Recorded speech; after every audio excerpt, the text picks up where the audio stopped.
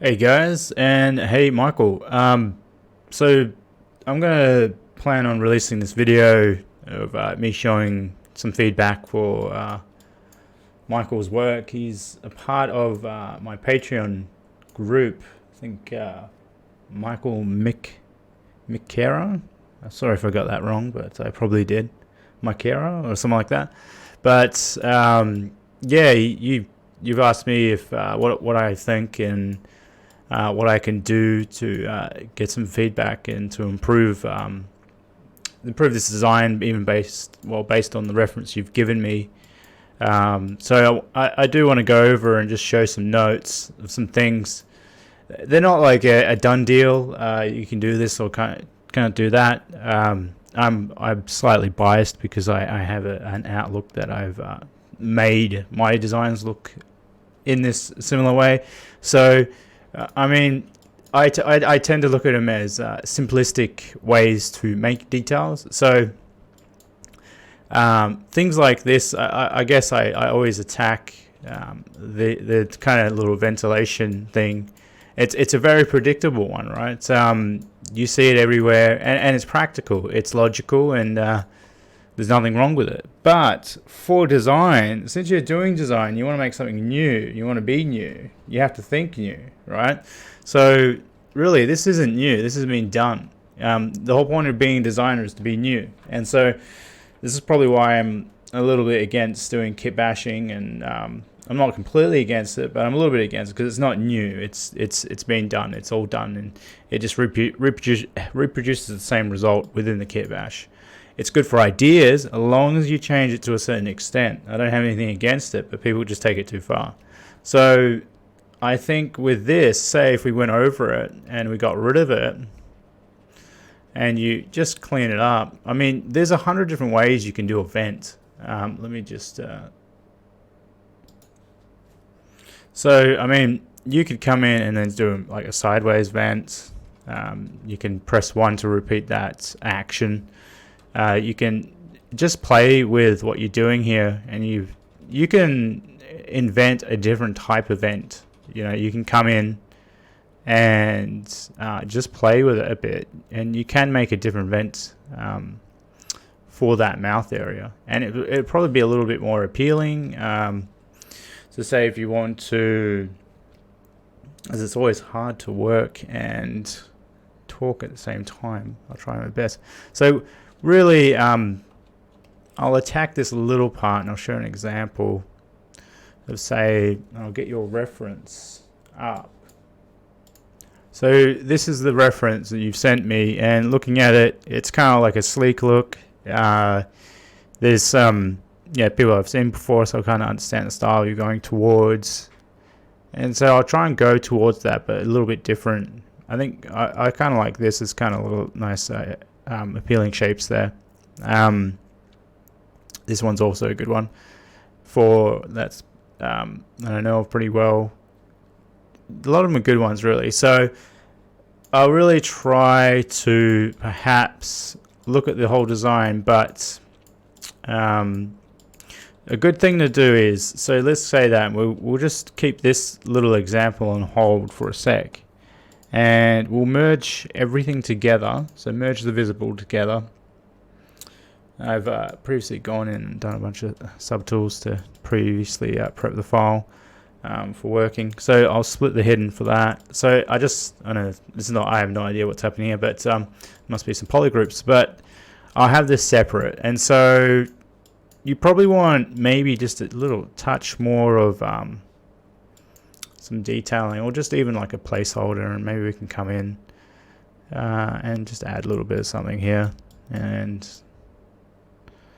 we'll just run extracts. Probably too high, and I'll just pull out some new detail from just for the sake of filling out some. It looks a bit naked at the moment. Okay, so maybe just a little bit down here. Make it a bit more bust. Usually when you do this, you do all these little things when you merge it. Like say if you're having a difficult time, I still have the front part. You have a difficult time working with your design, you just don't know where to take it. I think even in any application, like say if I'm even working with subdivision modeling or like poly modeling or anything else, right? It's great just to take it into ZBrush, merge it all, and just, you know, like, because this is like, say this is all one piece, right? And so you can just go in, and a lot of times I'll do that. I'll do a test pose, and in the test pose, I'll tweak it, I'll move it, and I'll be like, oh yeah, well, how do I want, you know, I'm looking at the silhouette here, and I'm like, well, how do I want things to kind of sit and play with shape? And I'll just use the move tool with the backface on. So like, a collar is always, so it's like you could change a bit, you know, you could pull it up, give it a little bit more interesting shape. It's not going to be fantastic, but designing isn't a you know, when you just want to design something good, you don't just whip it out. I mean, there's a process of refinement, and I'm not going to make anything super great, but I'm just going to show a good example of kind of growing things, tuning things, and I'm just going to pick apart what you've done. Like, so with this here, this is very predictable, you know, this is that typical of like coming in and, you know, just like say draw some lines, right? It's boring, it's predictable. Like how many times you've seen it? It's the most logical thing you could do. It's easy. It's a bit like just, you know, it's easy just to draw some lines and be like, yeah, cool. So say if we can smooth them out, draw some lines over the top, trying to think of something new. Maybe this will hold this little thing here, or whatever you're going towards here.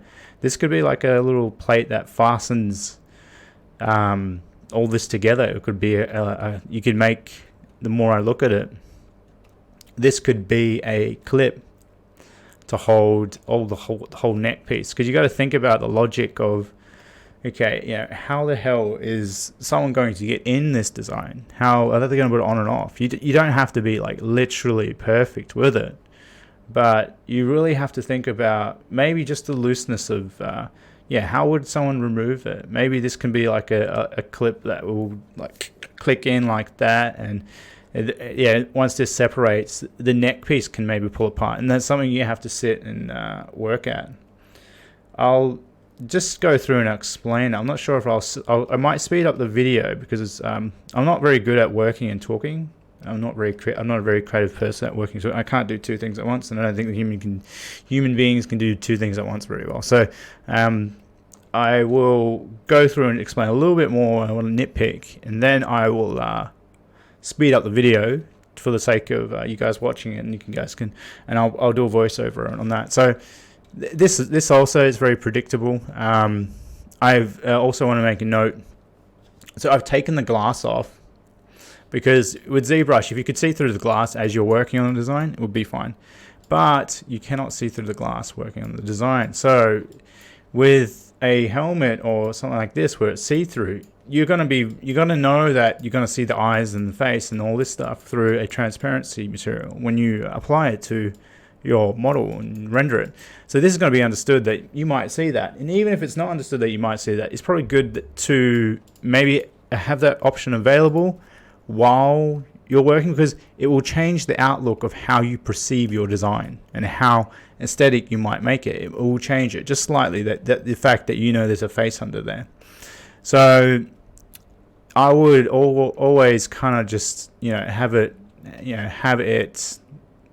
clear like this, and you could go in and then you can play with it. So if I'll bring, so say we have the helmet, this is that there, I'll put some subdivision on it. Alright, let's turn up a little bit more. Yeah, symmetry.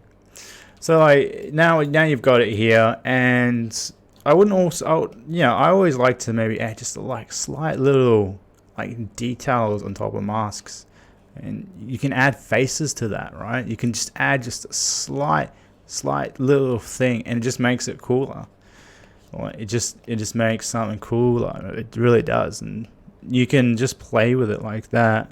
I mean, you can even do, say if this is like a little thing here, you can like make a little detail to like a little clip that you would unclip to open up the helmet, and then it might let's say open up at the back here, and that's where it opens up. Helmets are always tricky. I mean, helmets have that thing of so you've got there's 100 different ways to open a helmet as well, but the most practical way is just to rotate it. And so if you find your pivot point, you can like rotate it up like that, right? That's nice and easy.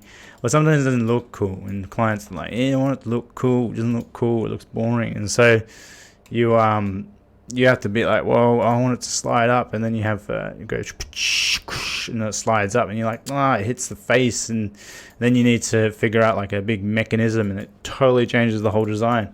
So there's another thing that you have to figure out, how you want your helmet to open, how cool you want it to open. I would always go with just simple, but a lot of clients they want a cool opening helmet, so you might end up having to change some of the surrounding structure to accommodate for that. All right, so another thing, I think mainly I'm not too, there's not too much else I will criticize. So it's a lot of that predictable detail. I would say this triangle thing's predictable, but I don't mind it. It's kind of cool. You could probably make that work as a detail. I am like really against predictability in designs. I'm probably guilty sometimes for predictability because I'm lazy with things and get tired, right? But I'm that thing, you got to exercise that muscle to get that muscle going. So creativity is a muscle, you got to exercise it. And if you're constantly just doing the really easy way out, like this is pretty easy, like just drawing that all the way down, that's nitpicking. I mean, you could play with it a bit. I always undo lines as well. A lot of times I will not commit to a line because my first behavior towards a line will be the most predictable and easiest line in a way, like my panel lines and stuff like that, where I like you might be like, well, we can go around and like this, and just way more creative, right? That's heaps more creative, and then be like, oh yeah, I'll just do this like that, right? There's so many little things that I always consider when I do work, because I know I can pull detail from that. I can pull things from that. I can make things work if I put the thought into it. So it's really it's not just, you're not just laying down lines hoping stuff to stick. You're kind of putting a little bit more thought into that. And so, I might undo that line and bring it up here. I might want to bring that edge flow can be completely around the neck, and then I look at, well, how does this flow? How is that working with everything else? So really, it's just going in and attacking it. And I won't do a very good job since I'm talking right now, so I'm going to actually stop the video, or stop talking, and I'll come back.